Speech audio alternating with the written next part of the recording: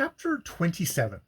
We concluded our wedding tour rather sooner than we had at first intended, and returned to England and Willowsmere Court about the middle of August. I had a vague notion stirring in me that gave me a sort of dim, indefinable consolation, and it was this. I meant to bring my wife and Mavis Clare together, believing that the gentle influence of the gracious and happy creature who, like a contented bird in its nest, dwelt serene in the little domain so near my own, might have a softening and wholesome effect upon Sybil's pitiless love of analysis and scorn of all noble ideals.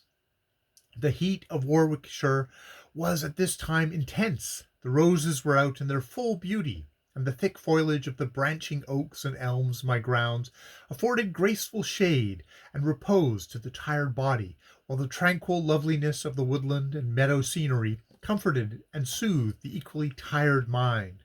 After all, there is no country in the world so fair as England, none so richly endowed with verdant forests and fragrant flowers, none that can boast of sweeter nooks for seclusion and romance.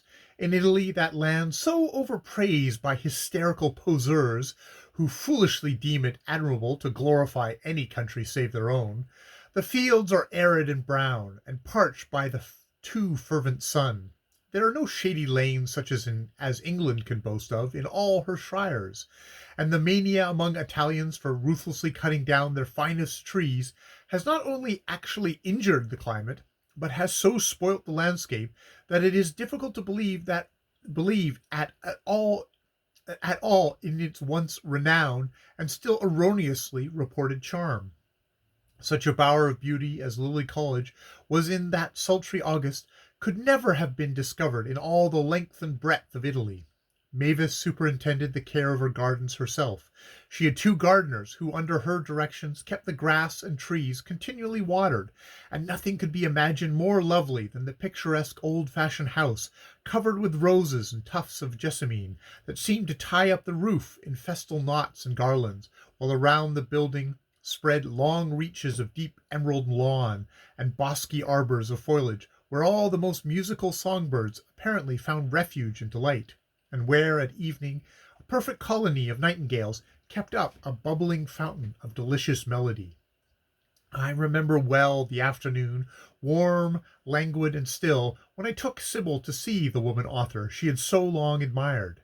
The heat was so great that in our grounds all the birds were silent, but when we approached Lily Cottage, the first thing we heard was the piping of a thrush up somewhere among the roses, a mellow, liquid warble expressing sweet content, and mingled with the subdued cooings of the dove reviewers, who were commenting on whatever pleased or displeased them in the distance. "What a pretty place it is," said my wife, as she peeped over the gate and through the odorous tangle of honeysuckle and jessamine. "I really think it is prettier than Willowsmere. It has been wonderfully improved." We were shown in, and Mavis, who had expected our visit, did not keep us waiting long. As she entered, clad in some gossamer white stuff that clung softly about her pretty figure and was belted by a simple ribbon, an odd, sickening pang went through my heart.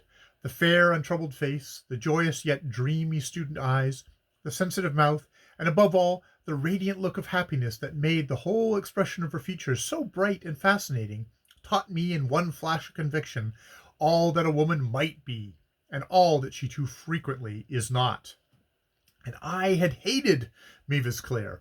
I had even taken up my pen to deal her a wanton blow through the medium of anonymous criticism. But this was before I knew her, before I realized that there could be any difference between her and the female scarecrows who so frequently pose as novelists without being able to write correct English, and who talk in public of their copy with a glibness gained from Grub Street and the journalist's cheap restaurant. Yes, I had hated her, and now, almost I loved her. Sybil, tall, queenly, and beautiful, gazed upon her with eyes that expressed astonishment as well as admiration. "To think that you are the famous Mavis Clare," she said, smiling, as she held out her hand. "I always heard and knew that you did not look at all literary, but I never quite realized that you could be exactly what I see you are." To look literary does not always imply that you are literary, returned Mavis, laughing a little. Too often, I am afraid, you'll find that the women who take pains to look literary are ignorant of literature. But how glad I am to see you, Lady Sybil.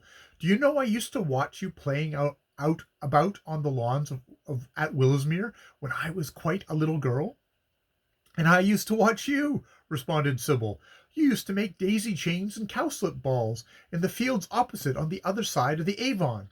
It is a great pleasure to me to know we are neighbors. You must come and see me often at Willowsmere. Mavis did not answer immediately. She busied herself in pouring out tea and dispensing it to both of us. Sybil, who always was on the alert for glimpses of character, noticed that she did not answer, and repeated her words coaxingly. You will come, will you not? As often as you like. The oftener the better. We must be friends, you know. Mavis looked up then, a frank, sweet smile in her eyes. Do you really mean it? She asked. Mean it? Echoed Sybil. Why, of course I do. How can you doubt it? I exclaimed. Well, you must both forgive me for asking such a question, said Mavis, still smiling. But you see, you are now among what is called the country magnates, and country magnates consider themselves infinitely above all authors. She laughed outright, and her blue eyes twinkled with fun. I think many of them estimate writers of books as some sort of strange outgrowth of humanity that is barely decent. It is deliciously funny and always amuses me. Nevertheless, among my many faults, the biggest one is, I fancy, pride, and a dreadful obstinate spirit of independence. Now, to tell you the truth, I have been asked by many so-called great people to their houses, and when I have gone, I have generally been sorry for it afterwards. Why? I asked. They honor themselves by inviting you. Oh, I don't think they take it in that way at all, she replied, shaking her fair head demurely. They fancy they have performed a great act of condescension, whereas it is really I who condescend. For it is very good of me, you know, to leave the society of the Pallas Athena in my study for that of a flounced and frizzled lady of fashion. Her bright smile again irradiated her face, and she went on. Once I was asked to luncheon with a certain baron and baroness who invited a few guests to meet me. So they said. I was not introduced to more than one or two of these people. The rest sat and stared at me as if I were some new kind of fish or fowl. Then the baron showed me his house, and told me the price of his pictures and his china. He was even good enough to explain which was Dresden and which was Delftware, though I believe, benighted author as I am, I could have instructed him equally on those and other matters. However, I managed to smile amicably through the whole program, and professed myself charmed and delighted in the usual way. But they never asked me to visit them again, and unless indeed they wanted me to be impressed with their furniture catalogue, I can never make out what I did to be asked at all, and what I have ever done never to be asked any more. They must have been parvenus, said Sybil indignantly. No well-bred people would have priced their goods to you, unless they happened to be Jews. Mavis laughed, a merry little laugh like a peal of bells. Then she continued, Well, I will not say who they were. I must keep something for my literary reminiscence when I get old. Then all these people will be named, and go down to posterity as Dante's enemies went down to Dante's hell. I have only told you the incident to show you why I asked you if you meant it when you invited me to visit you at Willowsmere, because the baron and baroness I have spoken of gushed over me in my poor books to such an extent that you would have fancied I was to be evermore one of their dearest friends, and they didn't mean it. Other people, I know, embrace me effusively and invite me to their houses, and they don't mean it. And when I find out these shams, I like to make it very clear on my own side that I do not seek to be embraced or invited, and that if certain great folk deem it a favor to ask me to their houses, I do not so consider it, but rather think the favor is entirely on my part if I accept the invitation. I do not say this for my own self at all. Self has nothing to do with it. But I do say it and strongly assert it for the sake of the dignity of literature as art and profession. If a few other authors would maintain this position, we might raise the standard of letters by degrees to what it was in the old days of Scott and Byron. I hope you do not think me too proud. On the contrary, I think you are quite right, said Sybil earnestly, and admire you for your courage and independence. Some of the aristocracy are, I know, such utter snobs that often I feel ashamed to belong to them. But as far as we are concerned, I can only assure you that if you will honor us by becoming our friend as well as neighbor, you shall not regret it. Do try and like me, if you can. She bent forward with a witching smile on her fair face. Mavis looked at her, seriously and admiringly. How beautiful you are, she said frankly. Everybody tells you this, of course. Still, I cannot help joining in the general chorus. To me, a lovely face is like a lovely flower. I must admire it. Beauty is quite a divine thing, and though I'm often told that plain people are always the good people, I can never quite believe it. Nature is surely bound to give us a beautiful face to a beautiful is surely bound to give us a beautiful face to a beautiful spirit. Sybil, who had smiled with pleasure at the first words of the open compliment, paid her one by of the most gifted of her own sex, now flushed deeply. Not always, Miss Clare, she said, veiling her brilliant eyes beneath the drooping of her long lashes.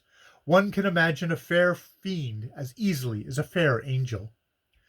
True, and Mavis looked at her musingly. Then, suddenly laughing in her blithe, bright way, she added, quite true. Really, I cannot picture an ugly friend, for the ugly fiend, for the fiends are supposed to be immortal, and I am convinced that immortal ugliness has no part in the universe. Downright hideousness belongs to humanity alone, and an ugly face is such a blot on creation that we can only console ourselves by the reflection that it is fortunately perishable, and that in the course of time the soul behind it will be released from its ill-formed husk, and will be allowed to wear a fairer aspect. Yes, Lady Sybil, I will come to Willowsmere. I cannot refuse to look upon such loveliness as yours as often as I may.